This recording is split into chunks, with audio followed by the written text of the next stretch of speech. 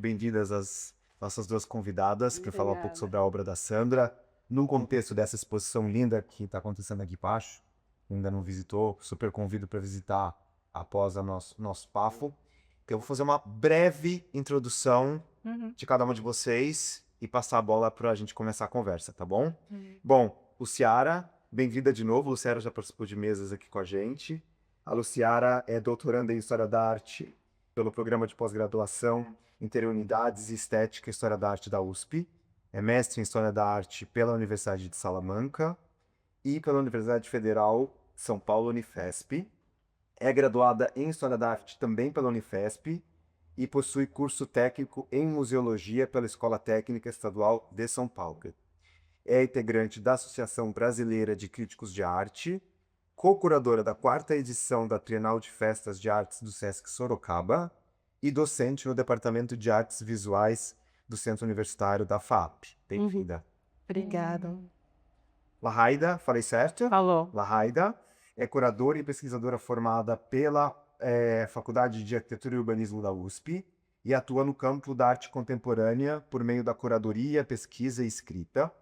Desenvolveu exposições em parceria com o Sesc São Paulo e o IAB, Instituto de Arquitetos do Brasil, onde em 2024 assinou a procuradoria da exposição comemorativa dos 80 anos da instituição.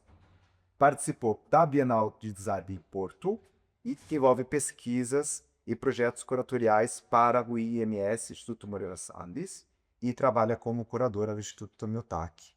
Ayada, super bem-vinda. Obrigada. Obrigado, primeira vez, né? Uhum. No papo com a gente. Então eu passo a palavra para vocês. A ideia é que eu acho que seja também uma maneira interativa, então eu acho que a gente começa com uma conversa entre vocês duas, mas abre para perguntas e a participação de todo mundo, tá bom? Obrigado, gente. Obrigada. Bom, eu vou começar aqui a nossa conversa. Muito obrigada a toda a equipe da Gomide por esse trabalho, pelo convite. É um prazer estar aqui novamente. Obrigada, Lahaida, também, por estar compartilhando esse momento. E a todos vocês também que acordaram cedo e vieram aqui num sábado, né, pela manhã. E quem estiver depois também assistindo, ouvindo essa conversa, né, que está sendo gravada agora. Confesso que foi um desafio olhar para a obra da Sandra, né? Acho que alguns que já conseguiram ver ali um pouco do trabalho dela nessa exposição que está aqui, porque é uma artista acho, com muitos detalhes, né? Uma artista que ela propõe também isso, que é enquanto obra, né? Porque ela não se entrega. Então eu acho que a Sandra ela abre esse buraquinho que a gente vai começar a entrar e ir descobrindo um pouco dessa relação que ela faz do trabalho com sua própria existência, né? Então, para começar, eu gostaria de apresentar um pouco, então, a partir também aí das minhas pesquisas, quem é Sandra Vázquez de la Roca, né? Até falar aí a pronúncia espanhola, mas enfim, de pouco difícil, mas é essa. Então, a Sandra, ela nasce em Viña del Mar, no Chile, né?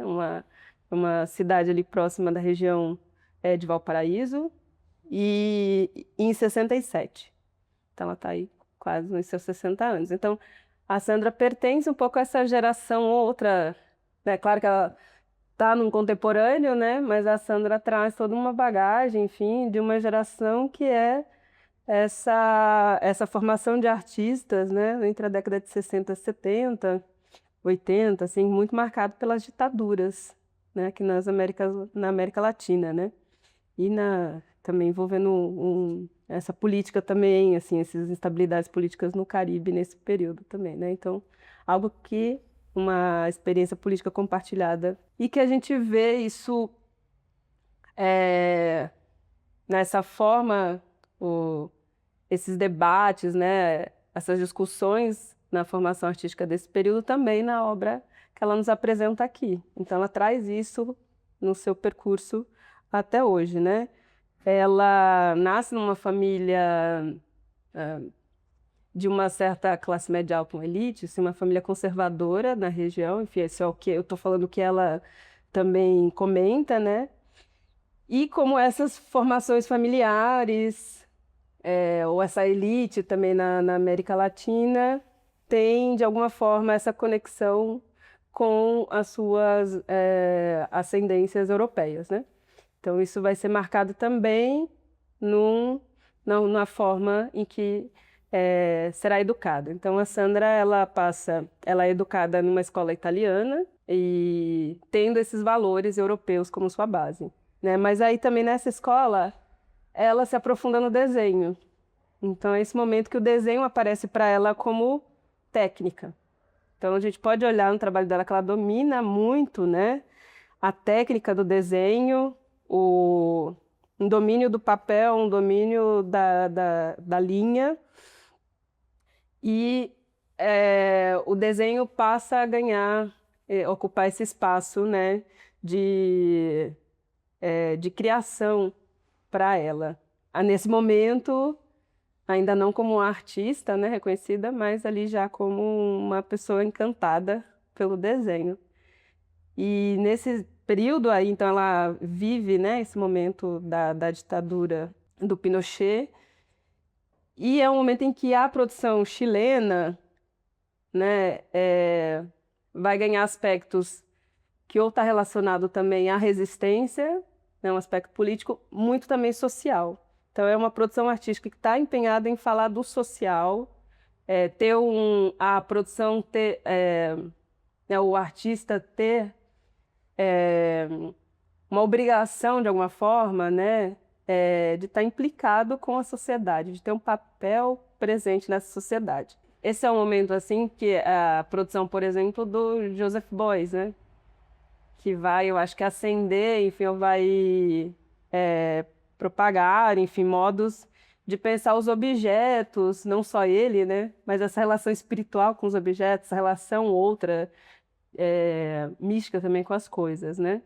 E aqui no Brasil a gente tem, por exemplo, a experiência lá do Grupo do Rio, né, que é bem presente, assim, o Hélio, a Lígia, que vai pensar em outras materialidades para a arte. Então não era mais só as técnicas canônicas, nem esse formato de criar para exibir, mas é criar para que aquilo faça sentido no mundo e que as pessoas também encontrem aquela obra. Então, um debate sobre a participação, né, uma interação. Essa participação não necessariamente é a interação, né, mas é algo que envolva o público e também pense os seus espaços, né? Eu acho que isso é muito importante também, eu acho que da gente fazer essas relações para nos colocar enquanto América Latina, né? Então, entender que o Brasil é parte desse sistema, desse pensamento artístico, dessas experiências compartilhadas. Então, falar do Chile, do que era, né,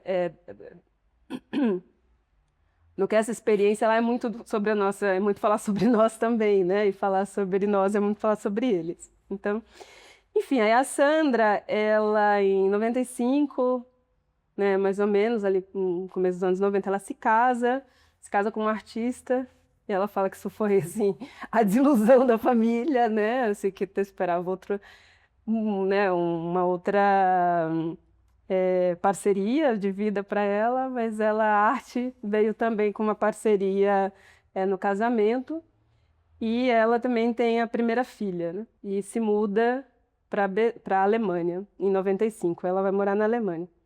E aí eu acho que entra uma camada assim, dupla para ela, que é esse momento de ser mãe. Então, acho que a maternidade esse momento da criação, né? Você sentir construir, né? De alguma forma, dando vida a um outro ser, enfim, entender esse ser, a formação desse ser. E de si também, porque junto com a maternidade vem um lugar de imigrante, né? Então, quando a gente se coloca nesse lugar que é estar num outro país, é voltar a ser criança também, porque você tem que descobrir tudo o que aquele outro território te permite, aquela cultura, ainda mais pensando aí numa relação que né, de diferenças assim marcantes entre a cultura, o que a gente pode também chamar de cultura, né? Mas o que é a experiência dela vivendo no Chile e passar a viver na Alemanha, né? Enfim. E é lá na Alemanha que ela começa a se reconectar também com o seu trabalho. Então ela vai vai voltar a estudar, enfim, a fazer cursos. E lá ela tem uma influência, assim, do que é uma continuidade, do que seria aquele movimento que ocorre no final da Segunda Guerra, enfim, desenvolvimentos, né, dessa possibilidade de uma arte pólvora, né? Então, que é essa produção que é feita com objetos comuns, ou materiais menos, materiais frágeis, ou materiais precários, né, digamos assim. E com isso ela também vai começar a experimentar.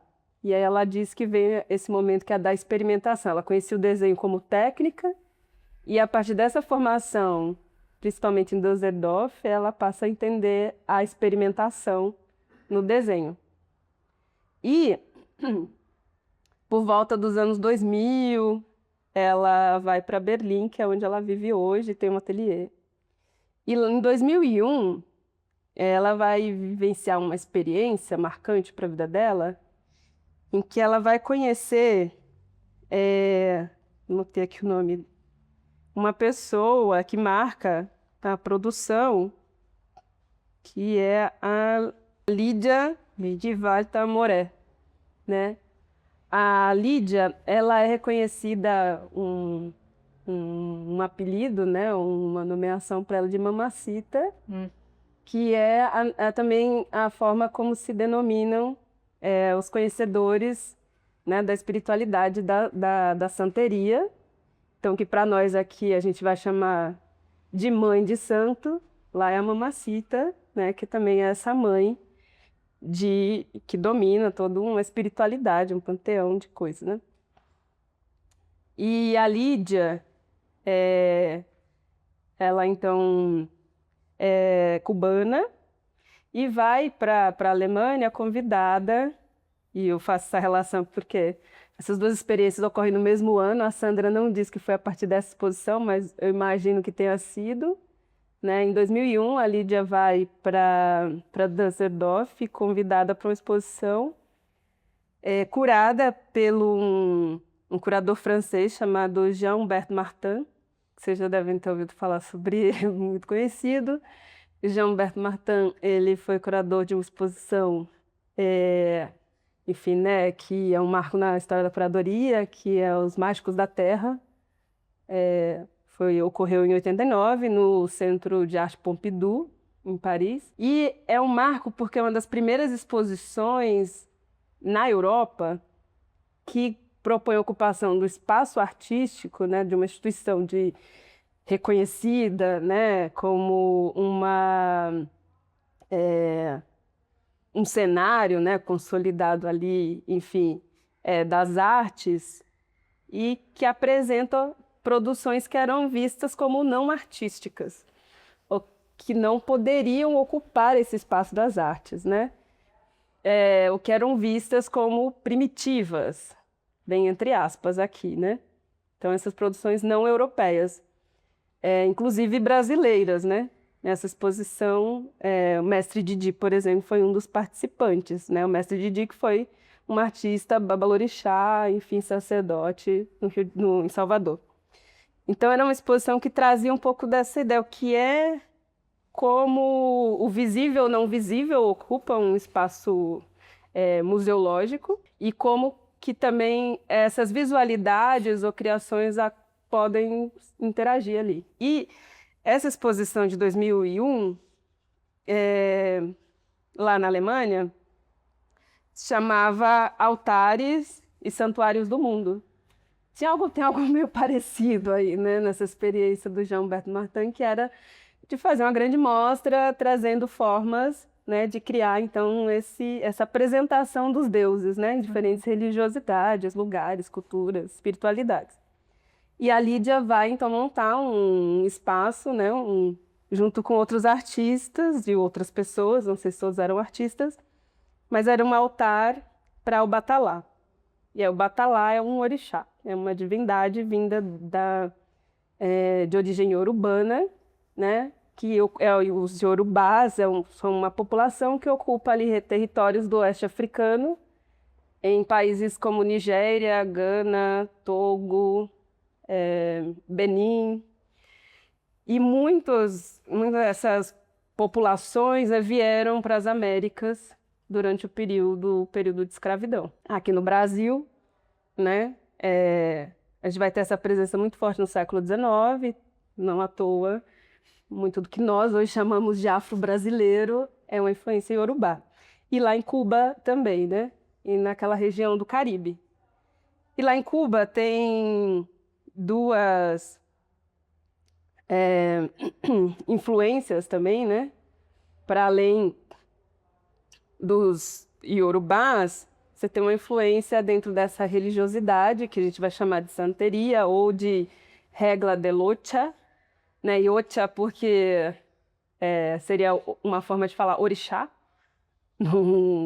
numa fala cubana, né? Que é muito mais encurtada, assim, então pensem como orixás, né? O nosso português tende a alongar, então Oxá, né? Então, regla de Oxá. Então, também uma presença, influência do voodoo haitiano, né? Que é uma outra religiosidade também, mas que está ali transitando. A santeria é muito próxima nas formas dos orixás, enfim, são semelhantes aos orixás que a gente cultua aqui no Brasil, seja no candomblé ou na Umbanda. Uhum. Porque na Nigéria os orixás são muitos, né? Nem todos são cultuados aqui, então só para a gente entender que a religiosidade na Nigéria é muito maior. E aí quando ela encontra com a Lídia, ela começa a perceber que sua obra tinha um aspecto, além da técnica, da experimentação, que era da espiritualidade, que é uma espiritualidade que ela já sentia, segundo os relatos da própria Sandra, desde criança. Uhum. Então, ela se via já médium, ela ouvia, ela conversava, ela sentia que estava criando a partir de outras dimensões internas e externas. Então, ela fala que na família dela também, os avós, os tios, já tinham também muito dessa relação espiritual. E ela vai para Cuba se iniciar.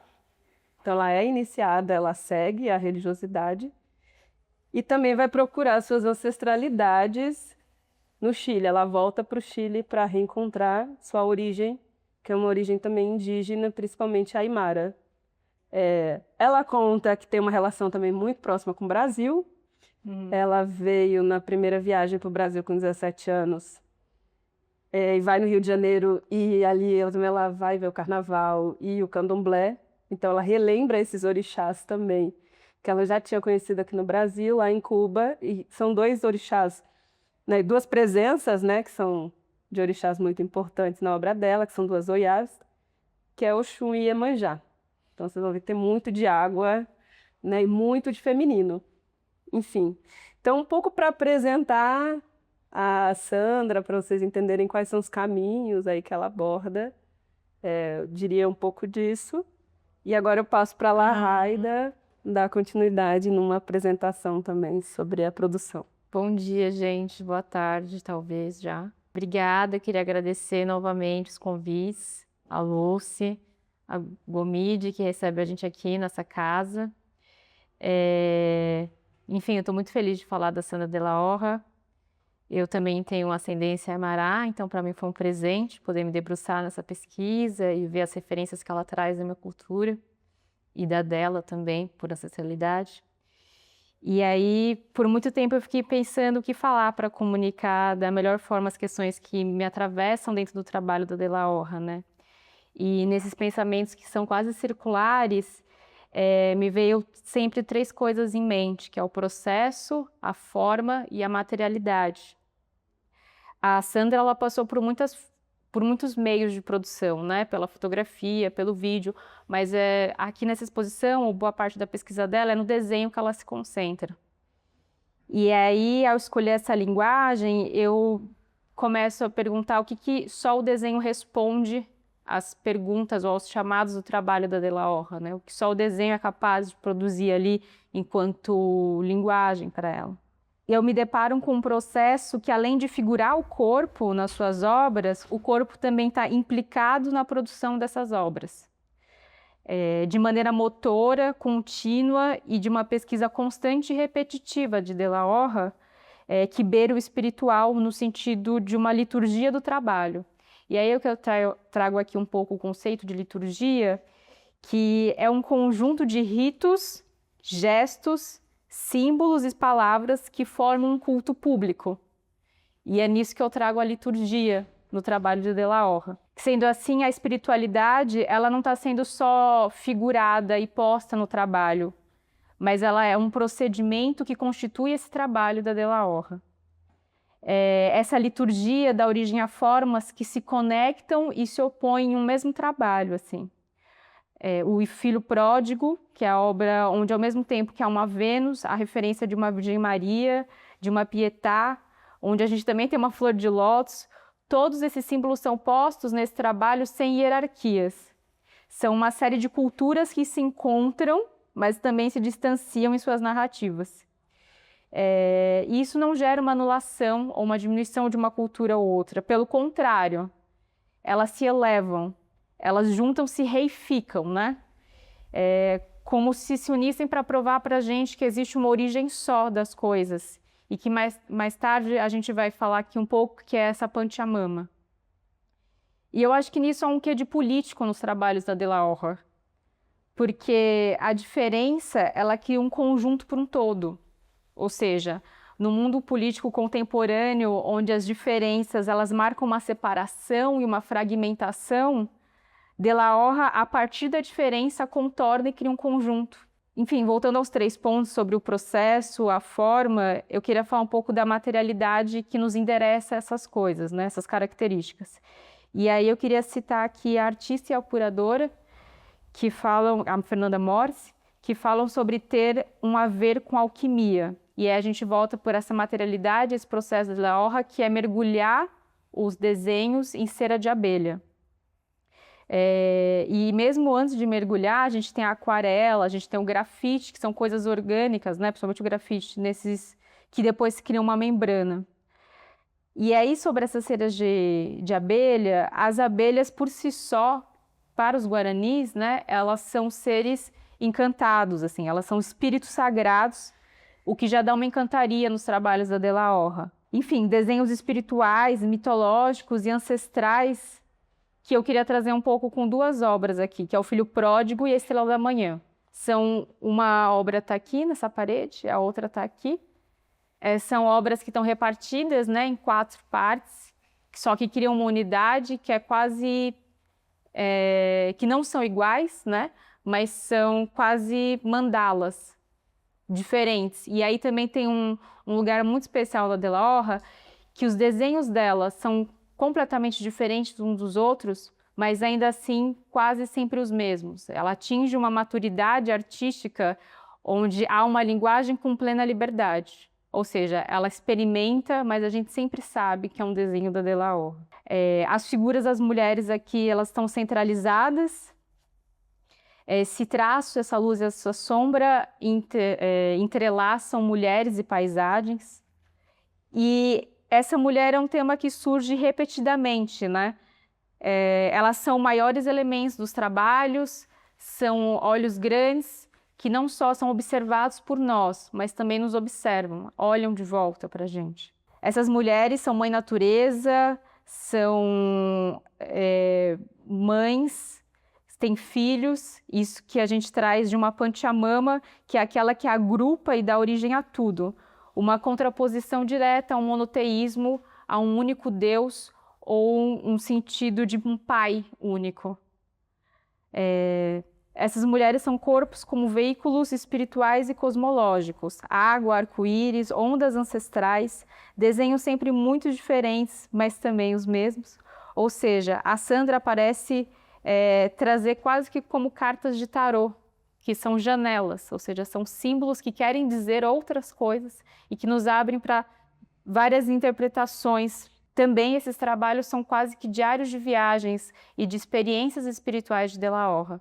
Ela passa por, como a gente estava falando, ela viaja e passa por diferentes experiências religiosas, como a Lucy mesmo trouxe aqui, levando a construir essa pesquisa, né? Ela pesquisa, ela desenha e tudo isso partindo também dessa experiência materna, dessa experiência enfim, também de casamento e de migração, de um lugar solitário onde ela volta para o desenho, talvez para se encontrar. Tem várias coisas aqui que eu gostaria de dizer sobre uma botânica evolutiva que defende que as plantas e o planeta são uma coisa só, que para povos originários isso está presente no cotidiano. Para povos originários, todas as coisas, plantas, animais e paisagens, são seres dotados de agência. Têm poderes mágicos, têm poderes vingativos, mas não são uma evolução, aliás, não é uma agência que é dada como um ser inanimado, é uma agência real. E aí a gente tem exemplos de objetos indígenas que estão em museus e que, quando são visitados por povos originários, eles são vistos como primos, irmãos, tios. E isso aqui, para mim, está muito presente no trabalho da De La Horra, porque quase a gente tem traços sem perspectivas, são trabalhos muito bidimensionais. Ou seja, também não cria, através da forma, hierarquias entre o ser humano, plantas e, enfim, outros objetos que seriam inanimados. É uma ponte entre culturas e tradições humanas, mas também sobre tradições mantidas na Terra. Ou seja, ela não está falando só de questões ancestrais somente, mas ela está falando dos elementos humanos que nós encontramos agora. Janelas para outras dimensões, e aí eu não sei se a Lu quer complementar com os leporelos ou com as partes dimensionais, mas a gente vai fazendo um bate-volta. A gente se organizou para fazer uma apresentação aqui entre, né, uma conversa, né? Como uma conversa. E daqui a pouco vocês A gente chama nessa vocês. conversa. Mas acho que é isso, né? Assim, continuando pensar a obra da Sandra. Então aí a gente já tem uma apresentação um pouco biográfica, também um pouco do aspecto técnico, né, da sua forma de pensar e fazer a arte, essa produção. E eu acho que a Sandra, assim, ela é uma artista do ateliê, né? Então, o tempo inteiro, se forem procurar materiais, né, ou pesquisa sobre ela, vocês vão ver que há sempre uma presença grande dela no ateliê. E eu acho que são esses artistas, assim, tem várias formas de criar, né? Então, tem artista que cria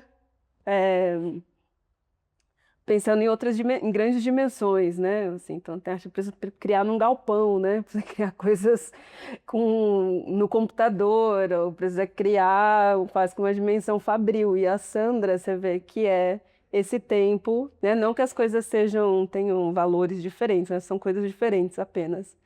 Mas você vê no trabalho da Sandra que tem esse tempo do ateliê, né? Que é esse tempo dela com aquele papel, né? Com essas imagens que vão habitar esse papel.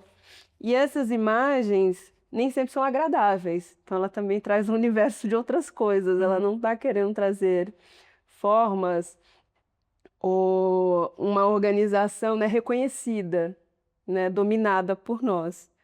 Ela quer justapor coisas, me parece, né? Assim, que ela está ali buscando, e ela fala que ela não trabalha com...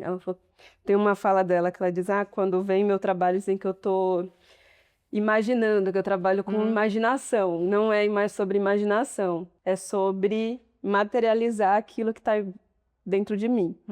Então, eu acho que são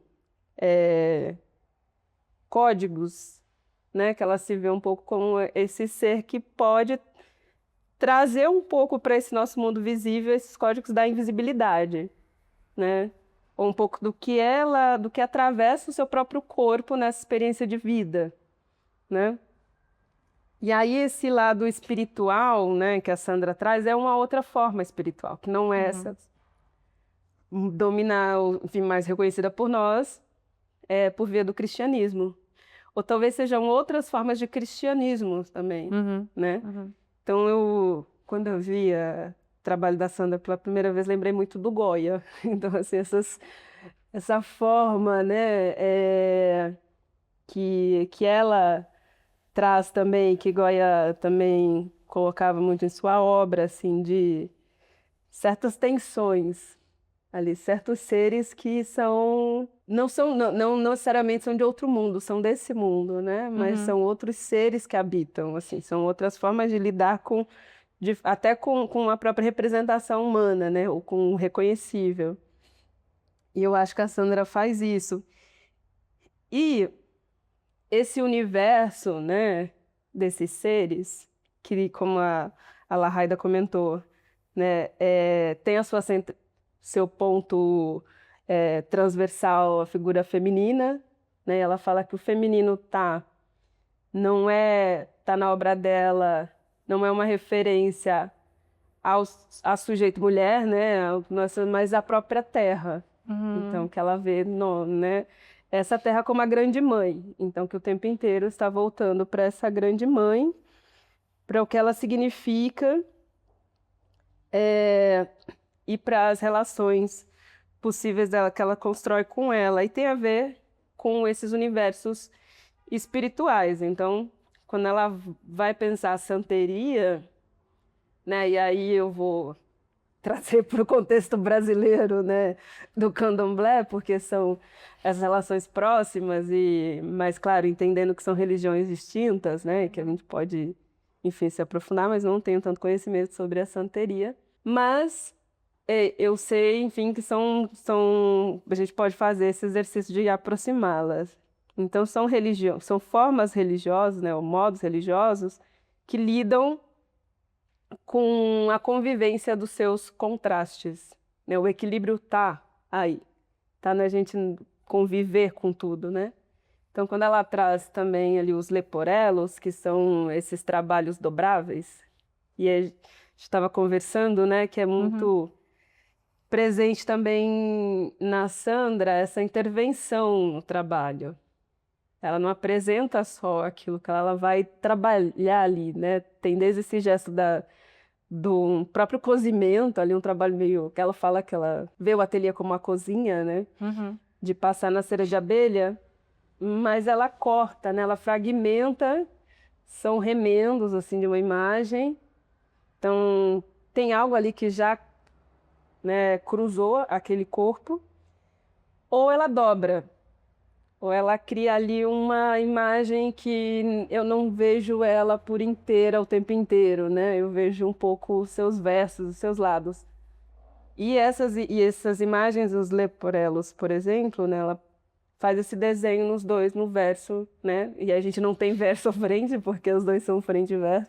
Mas, enfim, nos dois lados. E me lembrou muito a Exu, né? Só que Exu é representado assim no candomblé pela representação imagética, né, como esse ser que ele tem duas caras, né? Não sei se já viram as esculturas máscaras, né? De Exu, então ele tem sempre um rosto aqui, ele tem uma grande trança, uma espécie de falo que sai da cabeça dele, que tem uma outra face aqui. Então ele vê por todos os lados. E Exu trabalha com esse código que é indecifrável, você não sabe quem ele é, ele não te, né, Exu não vai se apresentar diretamente, né? Você tem que conviver, tem que entender, ele tem que agradá-lo também, e ali rola uma relação. E eu sinto que o trabalho da Sandra tem um pouco disso, ela não revela diretamente, então você tem que ir procurando, dando voltas.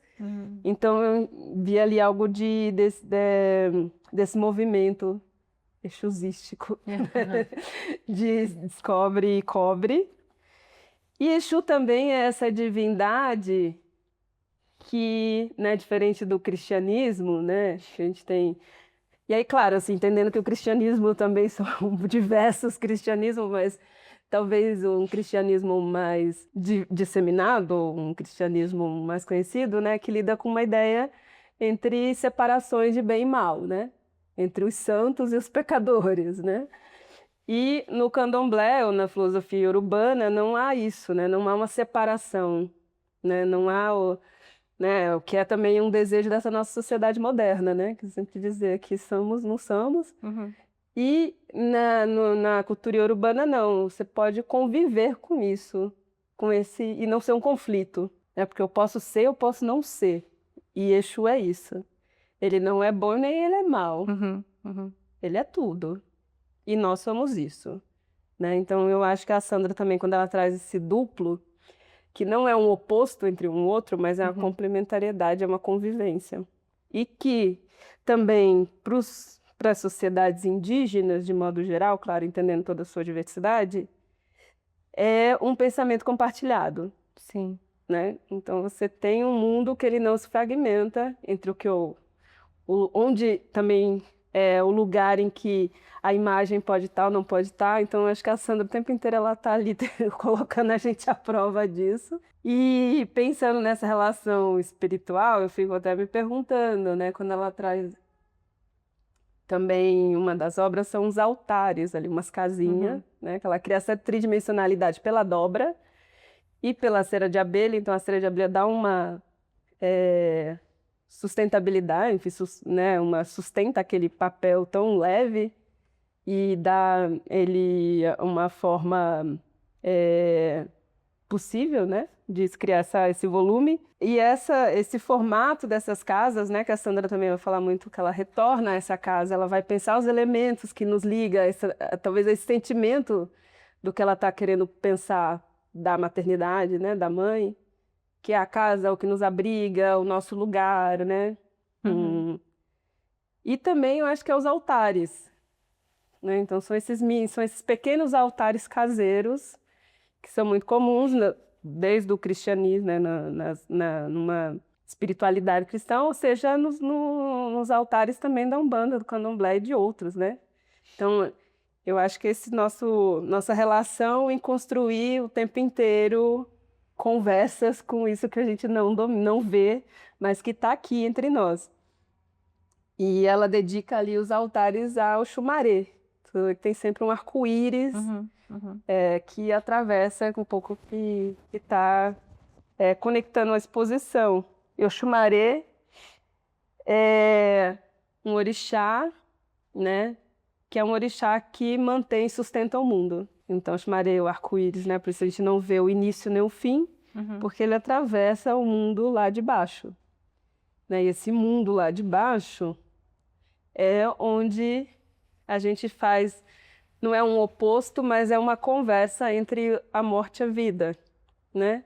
Então, enquanto nós estamos aqui, os nossos ancestrais, ou o mundo dos mortos, está dormindo, né?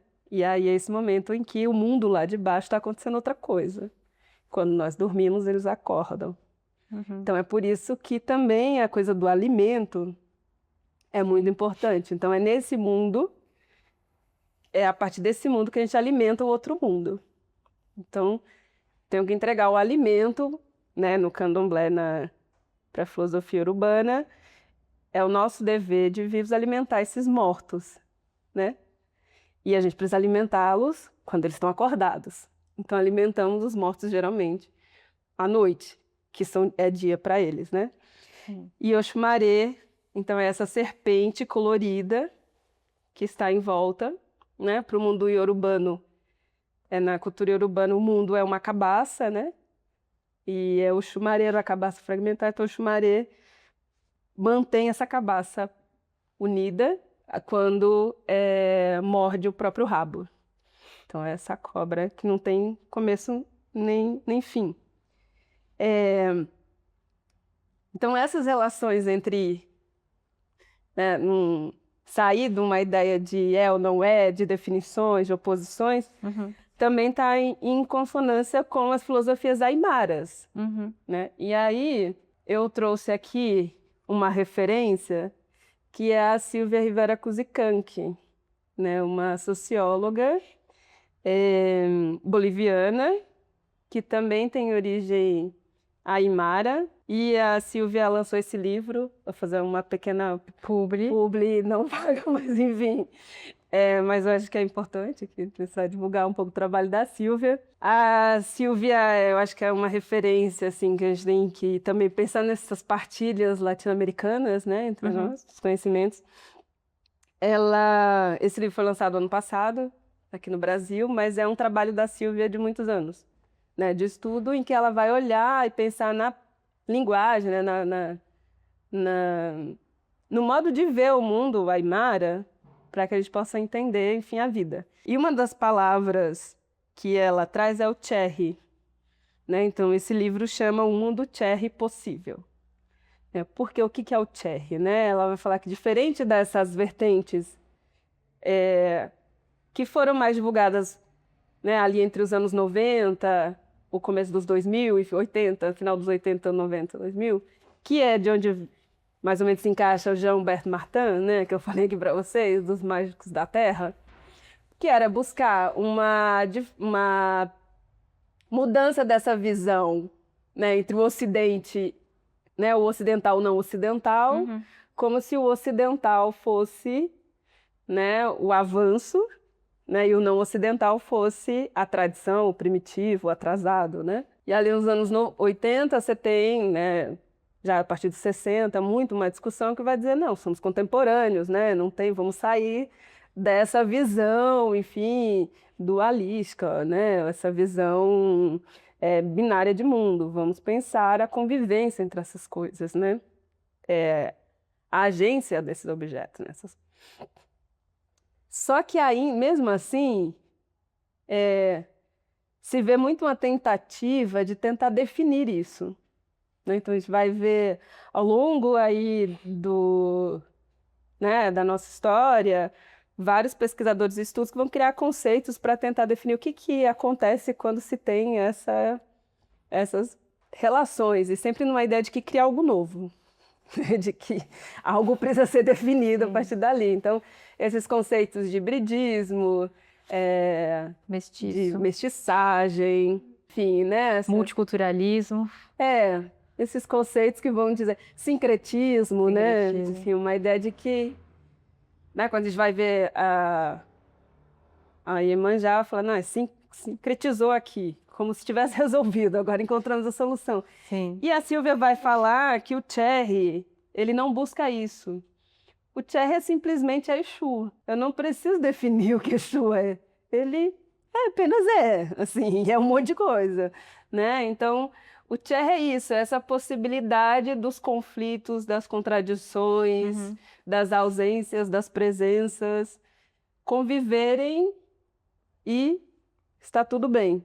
Eu não preciso conhecer tudo, eu não preciso definir tudo, eu não preciso consolidar numa única coisa, né?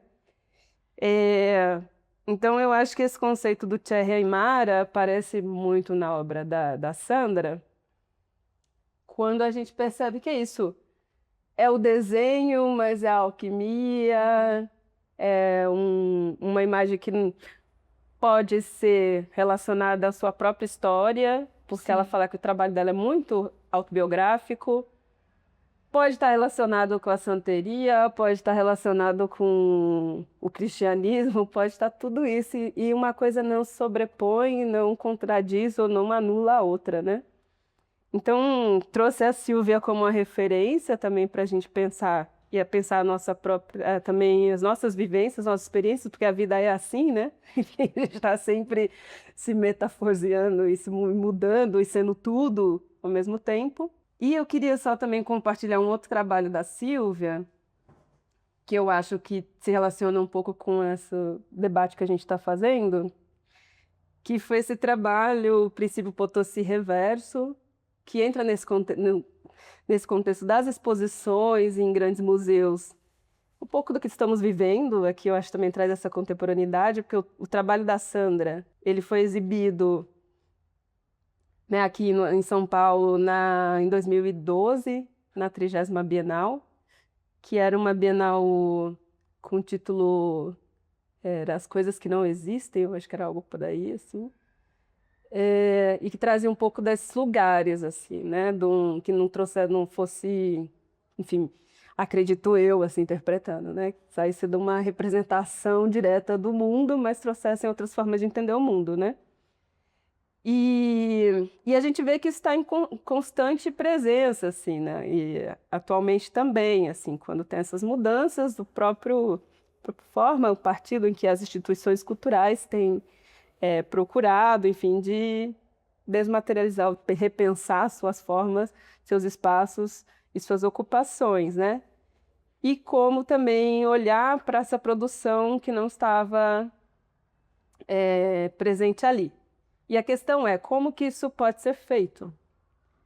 Essa experiência da Sílvia, eu acho ela muito interessante, que foi essa exposição, um projeto do Reina Sofia, né, um museu em Madrid, em que um grupo de curadores lá do Reina Sofia fez um projeto que se chamava Princípio Potosí, isso no começo dos anos 2000, se eu não me engano.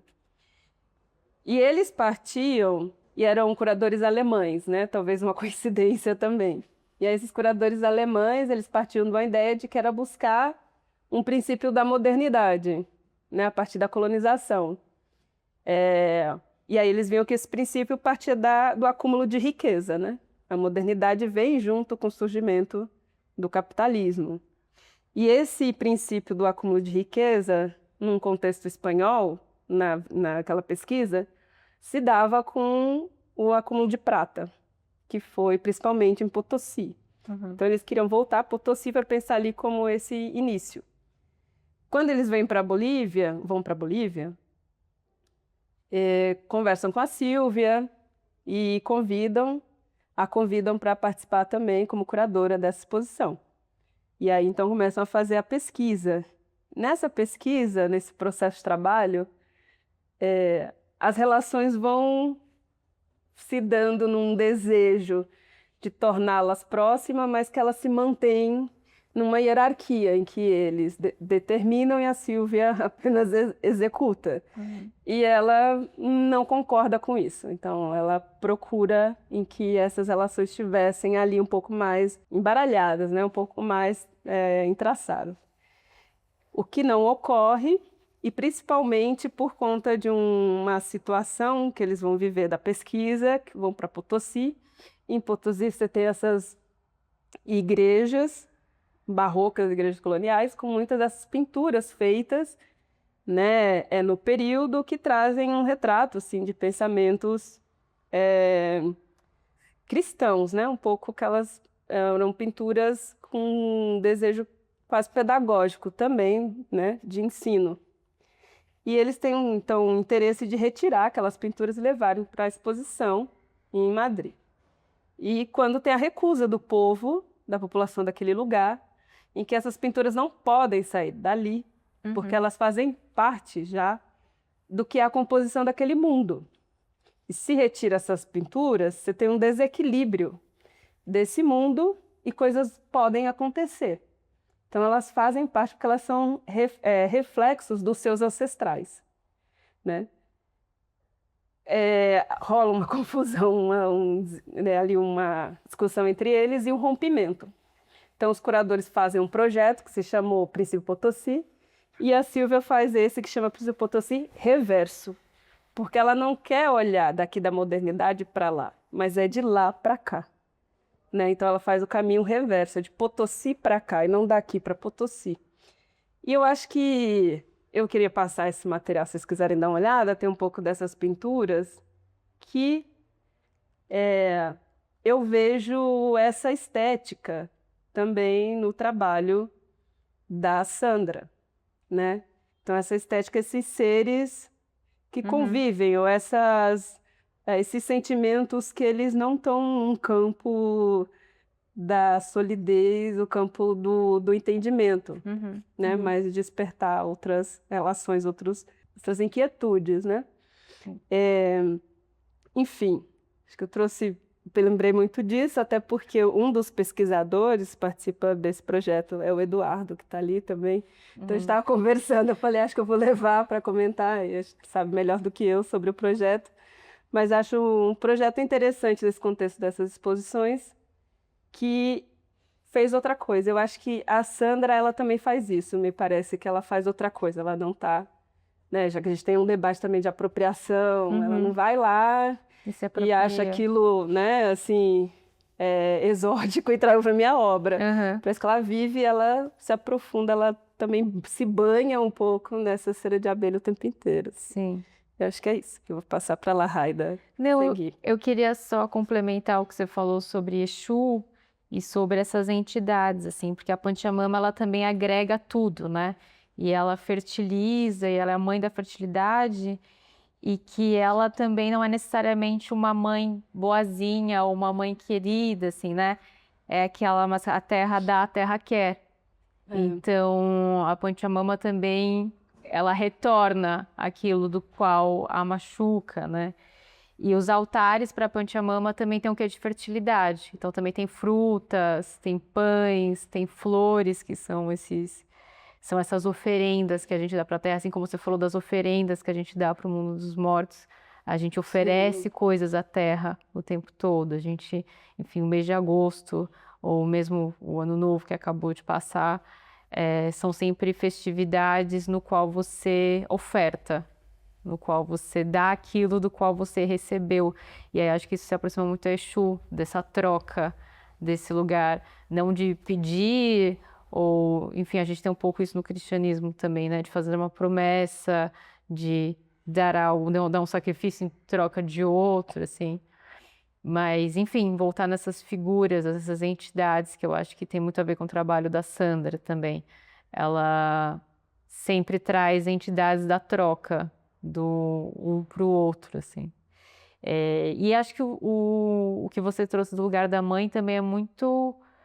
Me vem muito uma figura materna latino-americana, dessas mães, né, que criam quase que tem um termo que a América Latina é uma grande mãe solteira, né, que é essa terra que é essa mãe terra, né, que sustenta e que dá força e que, enfim, se a gente for para um lado mais sociológico também são as mulheres que mais dão forças em casa ou que tem esse lugar de sustentação. Não que isso seja correto, mas é o que acaba acontecendo. Esse lugar mesmo da mulher dentro da América Latina, eu acho que é um ponto forte que a Sandra traz, para além das simbologias e dessas questões. Mas, enfim, a gente pode ficar falando aqui sobre o trabalho da Sandra por horas, porque isso é muito interessante na Sandra também. Ela não tem uma tese, ou ela não tem, isso que eu falei da coisa circular, ela mais abre do que fecha dentro dos trabalhos dela, assim. Não, eu acho total, assim, não sou mãe, mas eu imagino que a gravidez, a maternidade, assim, deve ser um momento em que você deixa de saber quem você é, né? Você Sim. vira um momento ali que você não domina mais o seu corpo, tem algo que, né, assim, seus órgãos estão mudando de lugar, sua pegada crescendo, tem alguém nascendo, tem um ser se desenvolvendo. Então eu fico pensando muito que essa experiência para ela foi uma experiência muito vivida, né?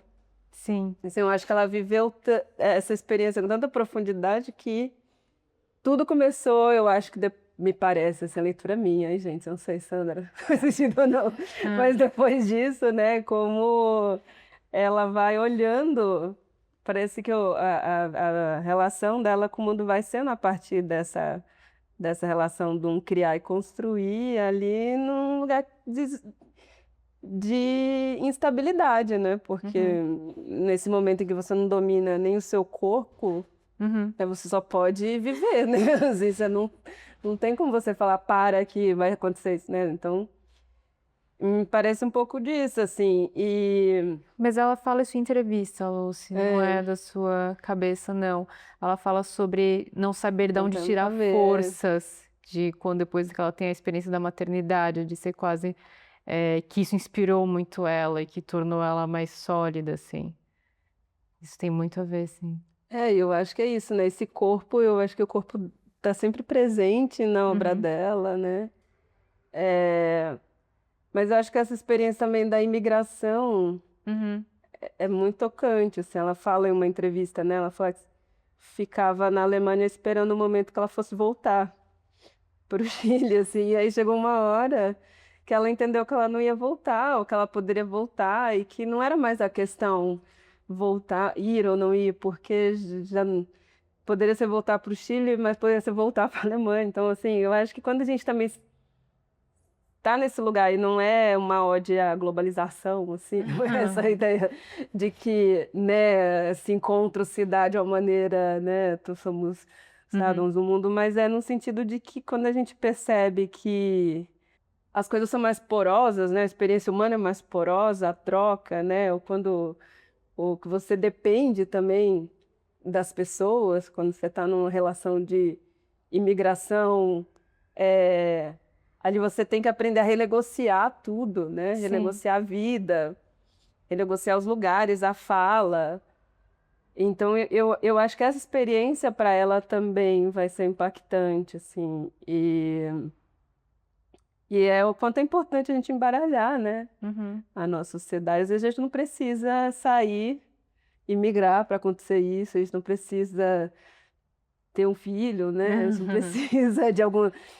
Pode também, eu acho que são experiências marcantes na vida, mas às vezes é esse embaralhar de um viver isso aqui na cidade, né? Assim, como que a gente pode também olhar para as nossas experiências do dia a dia e sair do lugar comum, né?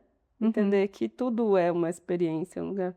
E eu queria só acrescentar também algo que eu pensei para trazer hoje, eu acabei não fazendo, que é uma provocação também dessa relação dela com o objeto espiritual, que ela diz, então, que a partir dessa espiritualidade que ela constrói, né, e que ali vai sendo... É quase como o objeto se torna um lugar de comunicação. Aí a minha pergunta também é se aqui o objeto, ou a obra da Sandra, será que não está dotada de espiritualidade? Uhum. Eu acho que ela fala muito que ela começa aos 12 anos, né? A partir de uma professora da escola, porque ela era muito inquieta. Então, a partir daí, ela já começa a fazer as produções dela. Uma professora no colégio já é o primeiro par dela dentro dessa produção. E aí, depois, quando ela vai para a Alemanha, ela encontra um professor que é muito ligado à arte povera, ou povera, que é essa coisa de uma arte que não precisa de muito custo, de muito valor, né? E aí também tem esse lugar que ela faz do desenho e do papel. Ela fala que não precisa ser muito caro para que seja, enfim, bom. E acho que esses são dois pares muito importantes que ela cita bastante, esse professor na Alemanha e essa professora. É engraçado que são dois professores, né? Não necessariamente dois artistas. E esse professor especificamente, ela fala, além desses materiais, de que isso também leva ela para uma coisa do nomadismo.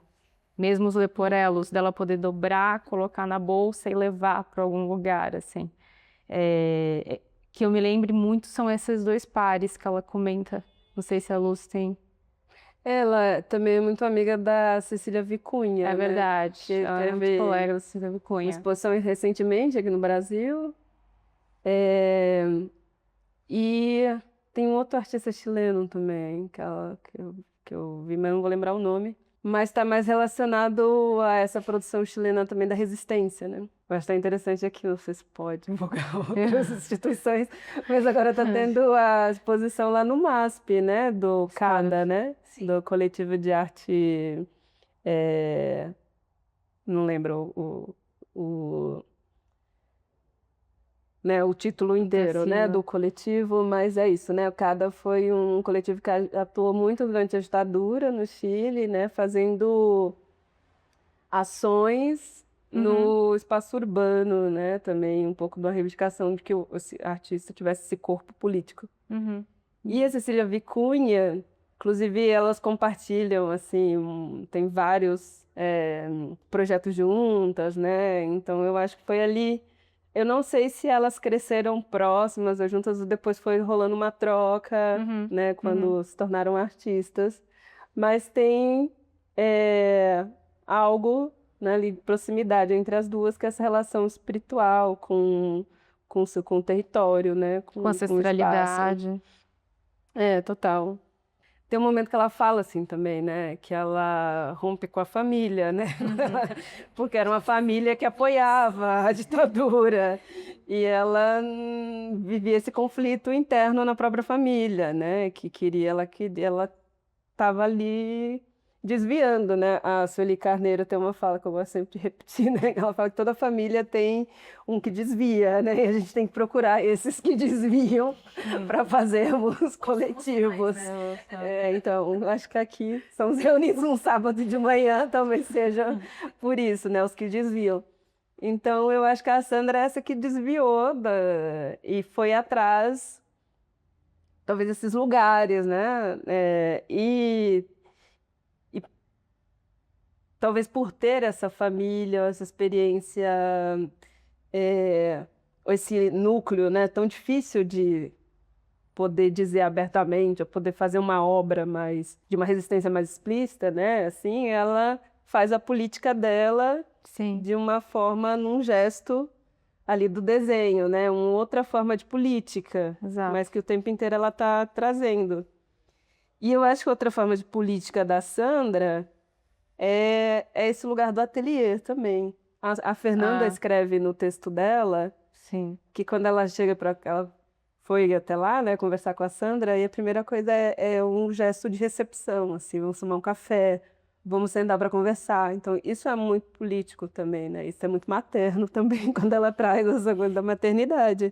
Então, eu queria só falar mais uma coisa, então, já que são duas coisas, assim, né? Curioso, né? Porque ela é uma artista que circula aqui, né? Ela teve na Bienal do Mercosul, não, já teve na Bienal de São Paulo, ela já expôs, mas eu acho que ela é uma artista, ela já expôs na Bienal de Veneza, então, né, ela tem uma circulação grande, mas ela é uma artista que me parece ser essa artista que, para esse momento que a gente está vivendo, em que você tem que ser uma artista de redes sociais, né? Assim me parece às vezes. Sim. E ela, apesar de ter lá, enfim, as suas redes sociais e o site bem organizadinho, tá lá, né? Mas ela não me parece essa artista que está vivendo para essa apresentação, né, das redes. E aí eu não sei se isso é um impacto também para essa chamada, para esse público se sentir próximo, mas também tem esse fato do Brasil, eu acho que historicamente, aí vem lá um resquício da ditadura, ou de antes, eu não sei, né, mas de dar as costas Para e não se sentir América Latina, né? Sim, sim. E nem como África, né? Assim, então eu acho que é um pouco dessas duas experiências. Porque também outro momento que eu estive aqui na galeria foi com a Ceini, né?